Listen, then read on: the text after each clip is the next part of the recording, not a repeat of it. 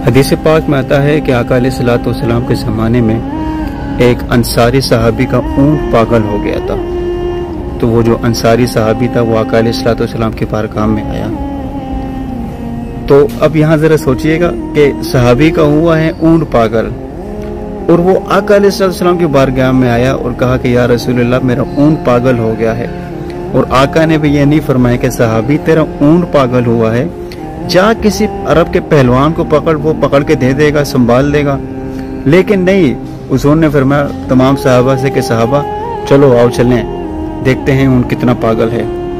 तो हदीस पाक में आता है जब आका अलैहिस्सलाम उस अंसारी के बाग की तरफ चल रहे थे, जब बाग के करीब आए तो वो जो अंसारी सहाबी था वो अब दिल ही दिल में सोच रहा था कि यार सहाबी कहता है कि मेरा ऊँट पागल हुआ है और आका अलैहिस्सलाम जा रहे हैं ऊँट की तरफ, ऐसा ना हो ऊँट कोई नुकसान ना पहुंचा दे मेरे आका को।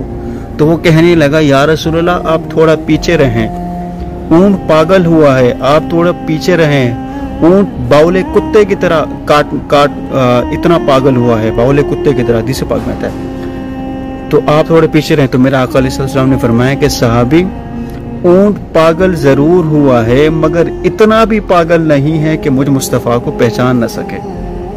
तो मेरा हदीस पाक में आता है जब मेरा आका अलैहिस्सलाम उस बाग की तरफ, बाग के अंदर गए, वो ऊँट आका अलैहिस्सलाम को देखकर दौड़ते हुए आका की बारगाह में आया और सजदा रेज़ हो गया। मेरे आका के आगे सजदा रेज़ हो गया। तो मेरे आका ने उससे कुछ कलाम किया, मेरे आका ने ऊँट से कलाम किया। तो कलाम करने के बाद आका ने उस सहाबी को कहा, अंसारी सहाबी को, कि ये ऊँट तेरी शिकायत कर रहा है कि तू इससे काम ज्यादा लेता है और चारा कम डालता है। तो कुर्बान जाऊं या रसूलुल्लाह सल्लल्लाहु अलैहि वसल्लम, आप इतने रहीम, इतने करीम कि जानवर भी पहचानते हैं कि हमारी इस दुख के इस घड़ी में जो हम पर रहमत करने वाली जात है वो मुस्तफ़ा है। और जानवरों का और उन आका अलैहिस्सलाम को पहचानते थे। वो हदीस पाक में आता है वो जब ऊँट ने सजदा किया तो सहाबा कराम भी तड़प उठे और कहा या रसूलल्लाह हमें भी इजाजत दे, ये ऊँट नासमझ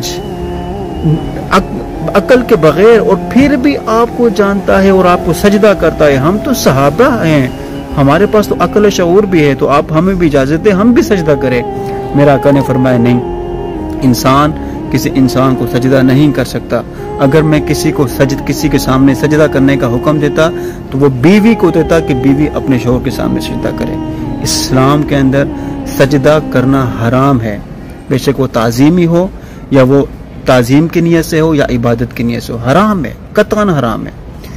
तो कुर्बान जाऊं मेरा आका अलैहिस्सलाम की सीरत पर कि जानवर भी मेरा आका अलैहिस्सलाम की ज़ात से मोहब्बत और उनको पहचानते हैं कि यही हमारे लिए रहमत बनकर आए हैं।